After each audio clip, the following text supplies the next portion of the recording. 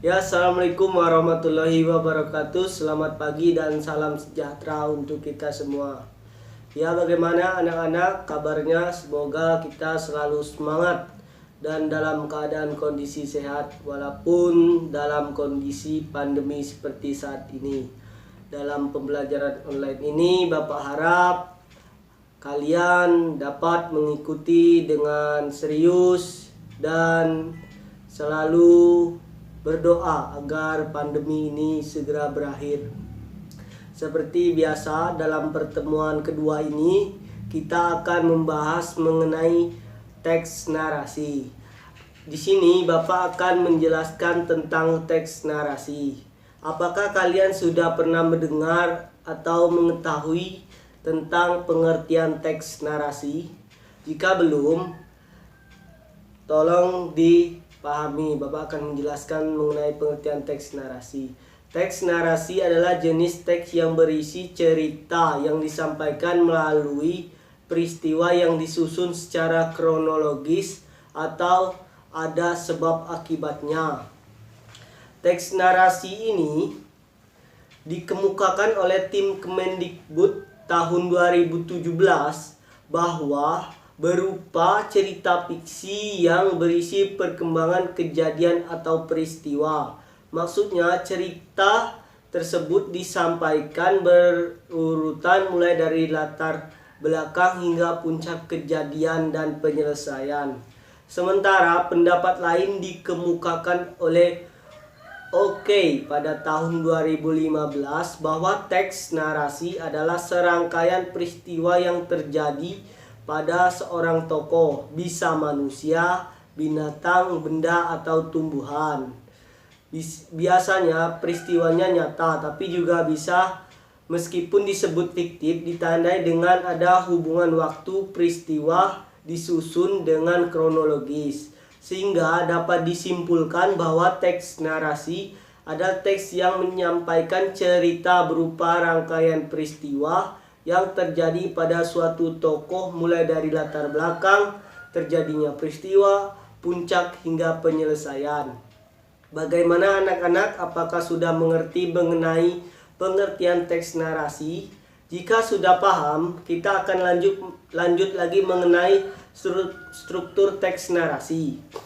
Secara umum, Kosasi pada tahun 2016 menyatakan struktur narasi terbagi menjadi sebagai berikut, meliputi 1. Pengenalan situasi cerita. Pada bagian ini, penulis mulai memperkenalkan tokoh, hubungan antar tokoh, hingga menata adegan yang akan mereka bawakan pada alur peristiwa.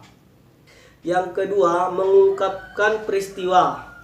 Pada bagian ini, peristiwa awal yang timbul sebagai masalah, pertentangan, dan kesukaran yang terjadi pada tokohnya. Lalu 3. Menuju konflik. Terjadi peningkatan keterpurukan, kehebohan, atau perhatian kegembiraan, sehingga muncul berbagai situasi yang menyebabkan bertambahnya kesukaran tokoh menuju sebuah konflik. 4. Menuju puncak konflik. Puncak konflik atau disebut juga dengan klimaks adalah bagian narasi yang paling menghebohkan atau mendebarkan, di mana kisah yang berada pada puncak konfliknya. 5. Penyelesaian.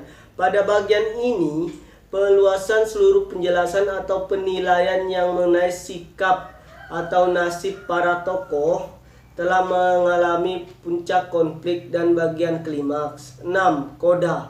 Bagian ini merupakan bagian operasional yang berupa komentar terhadap keseluruhan isi cerita yang sebagai penutup cerita. Bagaimana anak-anak, apakah sudah memiliki gambaran mengenai struktur teks narasi yang Bapak jelaskan? Apakah ada pertanyaan? Jika tidak ada pertanyaan, Bapak lanjut materi, yaitu unsur-unsur teks narasi. Unsur-unsur teks narasi ini menurut Keraf pada tahun 2010 adalah sebagai berikut. Yang pertama adalah tema, yang merupakan tokoh pembicaraan dan dasar atas pengembangan kisah yang diceritakan oleh penulis.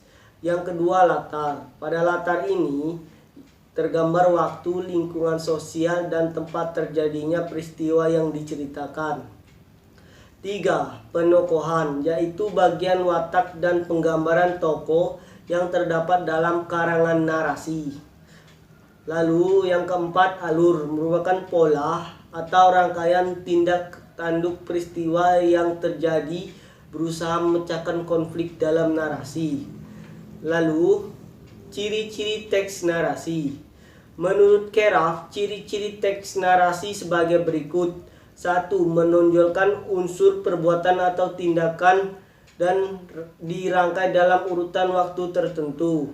2. Berusaha menjawab pertanyaan apa yang terjadi. 3. Terdapat konflik karena narasi dibangun oleh suatu alur cerita dan alur tersebut tidak akan membosankan jika terdapat sebuah konflik. Selain itu, Semi pada tahun 2013 juga mengungkapkan beberapa ciri-ciri teks narasi seperti 1. Berupa cerita atau kisah mengenai peristiwa hingga pengalaman penulis. 2. Kejadian atau peristiwa yang disampaikan dapat berupa peristiwa nyata atau sebatas imajinatif, hingga ada juga yang menggabungkan keduanya. 3. Narasi disusun berdasarkan konflik, tanpanya alur akan menjadi membosankan. 4. Mengandung nilai estetika. 5. Menekankan unsur alur yang secara kronologis. Itu tadi penjelasan materi tentang unsur-unsur teks narasi dan ciri-ciri teks narasi. Apakah ada yang ingin ditanyakan? Jika tidak ada yang ditanyakan, kita lanjut ke materi berikutnya. Di sini Bapak akan menjelaskan materi selanjutnya mengenai fungsi teks narasi. Berdasarkan tujuan dan manfaat dapat dirasakan ketika penulis atau pembaca teks narasi. Fungsi dari teks ini adalah sebagai berikut. Mengisahkan suatu cerita melalui rangkaian alur cerita dan unsur-unsur lainnya. Dalam tipe teks narasi tertentu, teks berfungsi untuk memperluas pengetahuan pembaca atau pendengarnya akan suatu hal, seperti teks sejarah, berita berbentuk narasi, dan sebagainya. Penghantar amanat atau pesan, ini yang sangat penting, melalui perwatakan tokoh dan sebagainya. 4. Menjelaskan secara terperinci mengenai suatu peristiwa, sehingga pembahasan sebab akibatnya. Selanjutnya adalah kaidah teks narasi. Menurut Kosasih tahun 2016, ada beberapa kaidah narasi sebagai berikut. 1. Banyak menggunakan kalimat yang bermakna lampau. 2. Cenderung banyak menggunakan kata yang urutan waktu atau biasa disebut konjungsi kronologis. 3. Menggunakan kata kerja yang menggambarkan suatu tindakan. 4. Kaya akan kata kerja yang menunjukkan kalimat tidak langsung sebagai cara menceritakan suatu tuturan seorang tokoh yang dibawa oleh penulis. 5. Menggunakan kata kerja yang menyatakan suatu yang dipikirkan dan dirasakan oleh tokoh. 6. Biasanya penulis berperan langsung sebagai orang yang terlibat dalam cerita yang bersangkutan, sehingga akan banyak menggunakan kata orang pertama dalam menyampaikan cerita, seperti aku, saya, dan kami. 7. Bisa juga penulis hanya seorang ketiga, sehingga berperan sebagai pengamat. Oleh karena itu, tulisan akan banyak menggunakan kata ganti seperti dia dan mereka. Bagaimana anak-anak, apakah sudah mengerti mengenai kaidah kebahasaan teks narasi? Apakah ada pertanyaan? Jika tidak ada pertanyaan, lanjut ke jenis teks narasi. Menurut Keraf tahun 2016, jika bagian pada akar dari wacana teks narasi ini ada dua jenis teks narasi. Yang pertama adalah teks narasi ekspositoris. Pada narasi ini, sasaran penyampaian informasi secara tepat mengenai suatu peristiwa dengan tujuan perluasan pengetahuan pembaca lewat kisahnya. Intinya, narasi ini memiliki ciri-ciri sebagai berikut. 1. Memperluas pengetahuan. 2. Menyampaikan informasi suatu peristiwa. 3. Didasarkan pada penalaran untuk mencapai kesepakatan rasional. Lalu yang terakhir, bahasanya condong ke bahasa informatif sehingga menitik beratkan kepada kata-kata denotatif. Lalu yang kedua adalah narasi sugestif. Narasi ini berusaha untuk menggambarkan suatu maksud sehingga seolah-olah pembaca atau pendengar melihat dan merasakan sendiri. Ciri-ciri dari narasi ini adalah 1. Menyampaikan makna. 2. Melibatkan imajinatif. 3.